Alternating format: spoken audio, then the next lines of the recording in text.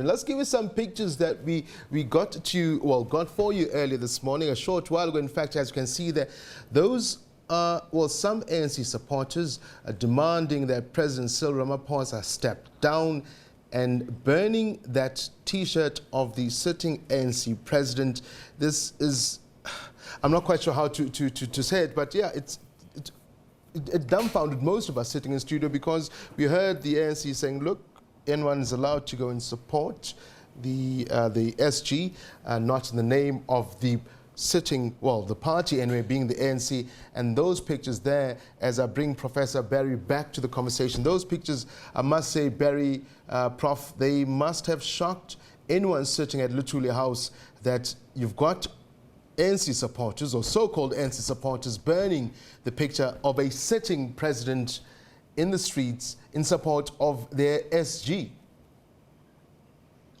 And one would ask the question, do they really understand what this action means?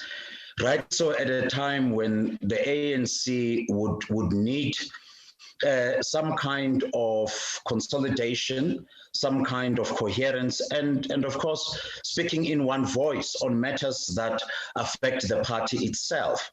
The issue of unity cannot be an issue that advances a particular rhetoric, but rather it should be a part of a broader agenda that says the ANC can self-correct, the ANC can build a much more positive image that the general public would appreciate, let alone its own constituency. Another story that I've just picked up, Prof, I'm going to try and see if get confirmation on this. Hopefully, maybe when we do cross back to our reporters, Tabis Khatebe or Pali Samweti, is the story that reports that on the same day as Ace Magashule, the SG, goes to the Bloemfontein Magistrate's Court, it has emerged that police who are investigating a burglary at the home of the state prosecutor on the very same case. Let's get back to the case now, as it were. A lot of people saying this is politically motivated. The divisions are there to see. What is your thoughts politically? Is it politically motivated? Yeah. Is there isanda sempene, so to speak, within the prosecution or of this? I don't think so. I mean, if we have to then scrutinize the public space in relation to this whole saga, let's not look further than the book, for instance, that was published by Peter Mayberg on the very same issue and the role that is alleged might have been played by Mr. Ace Magashule. And there was a moment where a call was made that this book is supposed to be banned and it should not be read. In a democratic space like South Africa, it cannot be that when a narrative takes shape, whether for or against a particular occurrence or persons in question, we are then told to behave in a particular way. I mean, the reason why we have your judiciary is to make sure that persons are able to state their facts before a court of law, and some kind of impartial judgment would then have to be made in terms of their conduct by and large. So why not allow due process to take its course? In this case, let's give Mr. Magashule a chance to present himself before a court of law and state his facts. On the other hand, it will be interesting, the kind of evidence that will be presented by the NPA. Already we know that certain accomplices, so to speak, are already before a court of law. The next question we've got to ask ourselves, what is the connection between Mr. Magashule and those persons? And above all, the sections that are used by the NPA in putting the charges forward are done so in line with the law. So let the law take its course. Just out of curiosity, Prof, has there been a time where the ANC Secretary General has faced such, what can I call it, such difficulty with regards to charges? Because it is astounding what you're seeing right now. No. I listened to one of his interviews where he was asked about.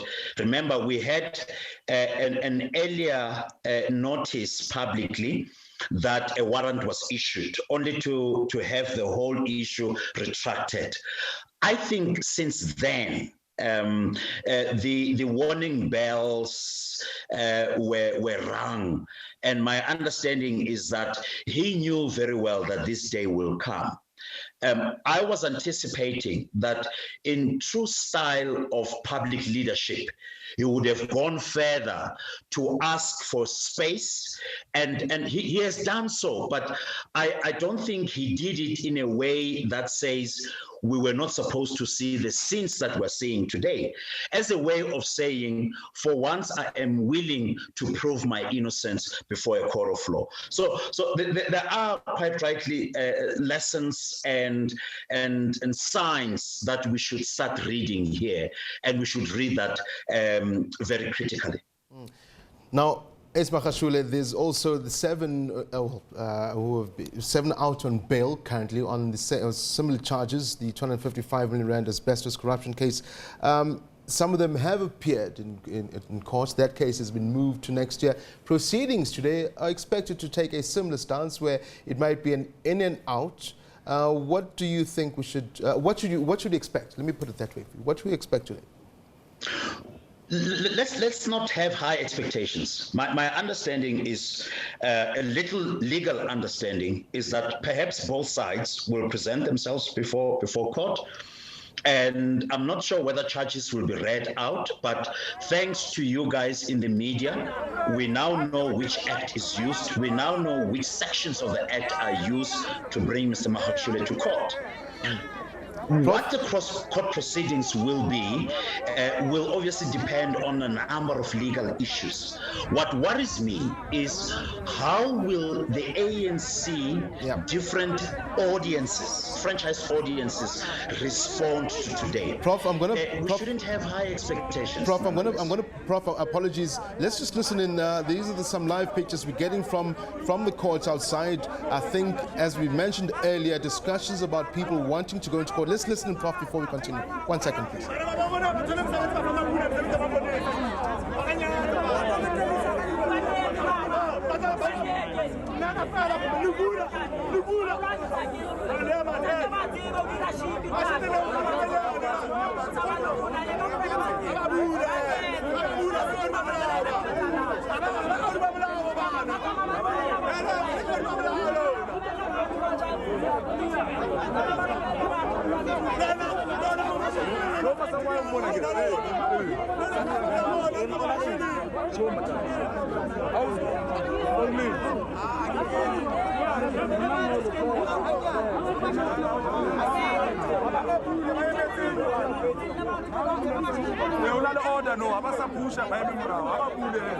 Yeah, there you see, Prof, some of the pictures there we did mention. In fact, our reporters did speak about the fact that, in fact, Tony Yengen himself said there was an issue with allowing supporters and a lot of people within the court precinct and some even within the court itself to come in here and support Ace Magashule as he appears at the Bloemfontein Magistrate's Court. In fact, there's Tony Yengen in picture as we speak. Obviously, they're still trying to gain access to the court, and as you can see, the police, they're obviously closed shop, so to speak. No one is going in or out, but we'll keep an eye on that with regards to what's going on with those pictures. Prof, you were still mentioning, apologies to cut you off, obviously the case against the 7 accused in the Free State's asbestos saga, that will continue. It should be moved to next year. We know that nothing will happen at such a quick pace. The charges that should be leveled against Ace Magashule, we'll hear them when he enters the dock today. The question I asked possibly our reporter Palisa earlier, Prof, was the ANC has spoken about people who are being investigated for things like corruption should sit aside. We know that the ANC said, look, the precedents for this, they're not quite sure what to do as it stands right now. Jesse Duarte speaking to the media a couple of days ago. Your views, your thoughts on Ace Magashule, should they follow it themselves and step out of shot, as our reporter Palisa Mueti sets up there, Prof? Look, It speaks to a number of inconsistencies that we have seen in the ANC. I've always had the view that if you look at the role and the influence and perhaps the contribution of the Integrity Committee within the ANC, it's been marred by inconsistencies. In some instances, it wants to flex its muscle and perhaps do what is right, give everyone a chance to present himself or herself, and of course arrive at a satisfactory outcome. But more often than not, you do see these inconsistencies in terms of handling of certain cases. We've seen this in Limpopo in relation to the VBS issues, where some of the ANC members were alleged to have been implicated there. And the whole saga was not handled very well from a public PR point of view. We're seeing once again in this instance, I would have perhaps liked to have seen a situation where the SG is perhaps persuaded, as was the case in the past, to actually recuse himself and make sure that such an action augurs well in terms of demonstrating strong leadership traits within the organization. Prof, our reporter Palisa Mweti is standing by. She's there in front of us, in front of camera, where we saw those pictures of Tony Yengen and some ANC supporters wanting to gain access to the Magistrates Court. Palisa, is that correct? You spoke to us earlier that people are trying to get access to the court. What's going on behind you? We're seeing police presence there. Obviously, because of COVID-19, there's limitation in terms of numbers of people that are allowed inside court. And that obviously has now caused a lot of frustration, with ANC leaders wanting to, go in and, take part in the proceedings. But obviously, they're not allowed in. As the scaffolds that you saw now, the police have now locked hands. They formed a human shield in front of the court building. So if you can just pan to show what is happening at the moment. Police are among them is mentioned some of the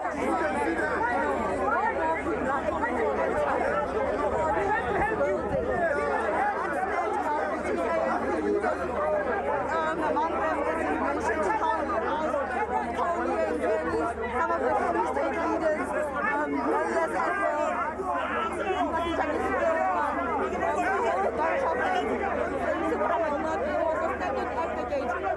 we've also learned that the ANC is actually already arrived and he's inside. He came in through the back. So any minute now, court should start, should resume. So we actually need to make our way into the court building. We will have a camera outside monitoring the process, the developments outside, but we might test outside the standoff between ANC leaders, members, as well as the police. That's what we can tell you for now.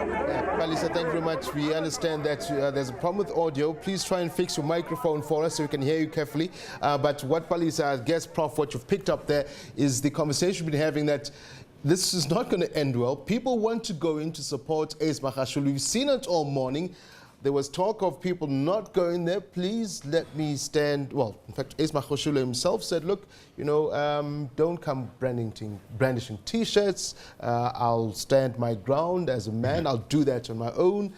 You had supporters saying, no, we want to come out there and support you. You had other supporters saying, no, actually Ace must go. We've seen them. It's been long coming. Some have marched as far as Union Building, not Union Buildings, apologies, but rather Luthuli House.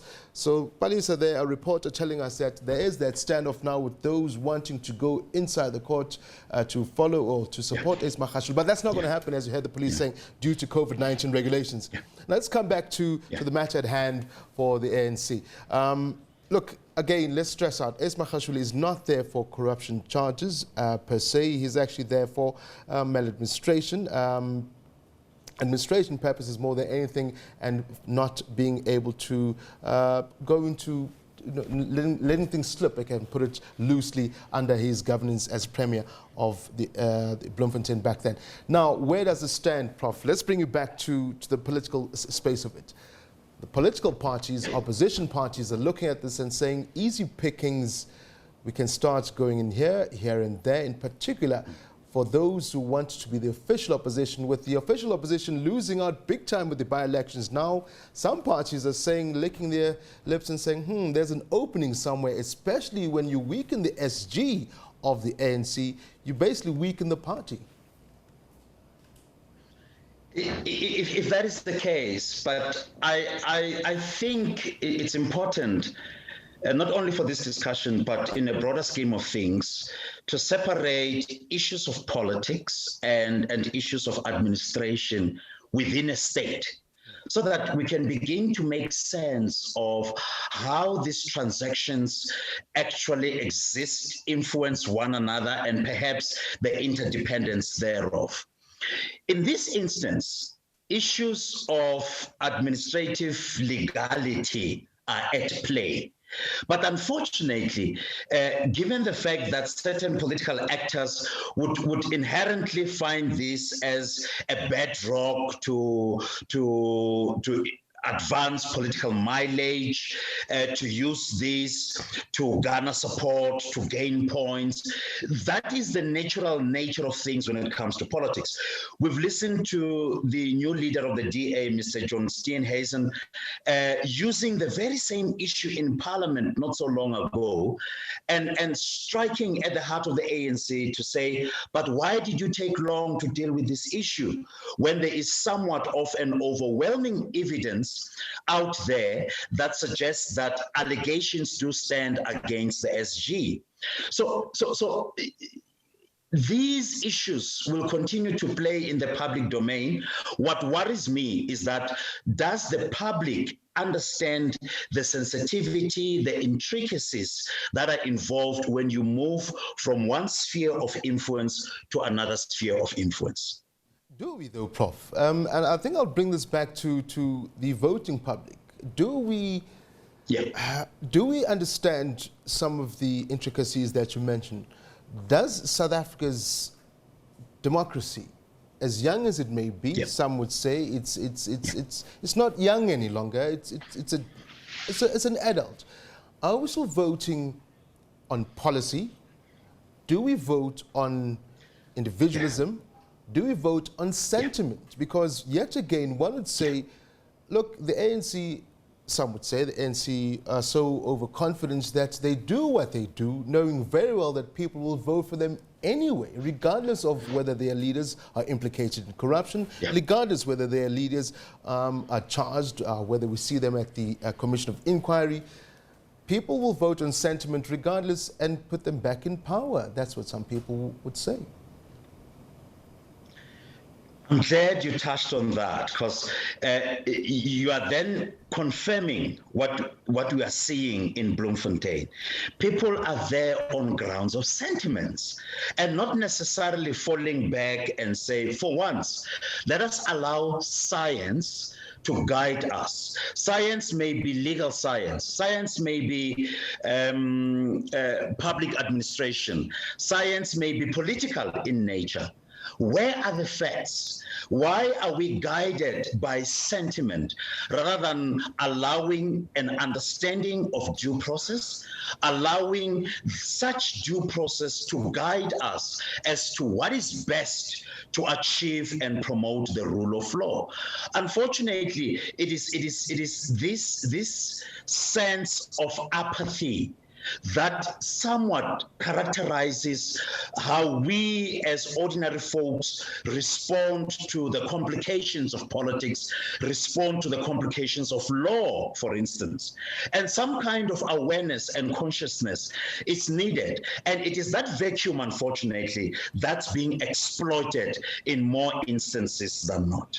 Then brings in the question, Prof, again, our democracy, our political landscape, it is still an infant in that case, because as it stands, it does not seem that there's any opposition or strong enough opposition to even scare or put any fear within those within the ruling party who would go on and do this, and with the fear of the ANC not losing any sort of traction as far as supporters is concerned. I think the project to challenge the hegemony of the ANC has begun. If you go back to the last local government elections, for the first time in the history of this country, we witnessed coalition governments. Although the success of such arrangements is still yet to be measured, signs are that it's likely to continue given our polity and the arrangement administratively thereof. And perhaps in your affluent areas in the country, such a challenge is likely to be observed as we enter into elections next year, as well as in 2024. And that's the reason why earlier on I threw caution into the wind to say, let us not use these by-elections to somewhat measure what we're likely to experience in the next elections, both local and national. I think permutations will offer us a different scenario. The ANC and opposition parties are likely to amend, modify the way in which they approach and act out their stance in line with the changing realities and experiences. That is unavoidable in a sense. So the ANC cannot afford to be complacent. There's a new kid coming out on the block, for instance, Action SA, which is likely, I suspect, to sort of like impact on matters of local government in particular. I don't see them being too much of a force to be reckoned with, but their presence may very well send a strong message that your political power is open for contestation. Professor Barry Hanyane, tell you what, sir, I'm going to say thank you for now. We want to take a quick break and try and see if we can't bring our reporters back down in Bloemfontein and catch up on the other stories of the day.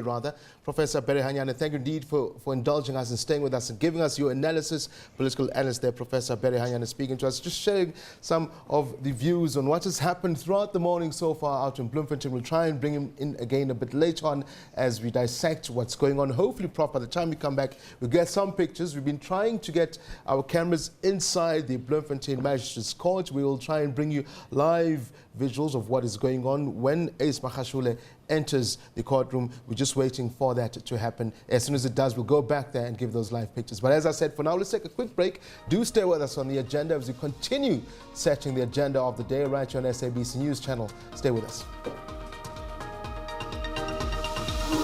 Go when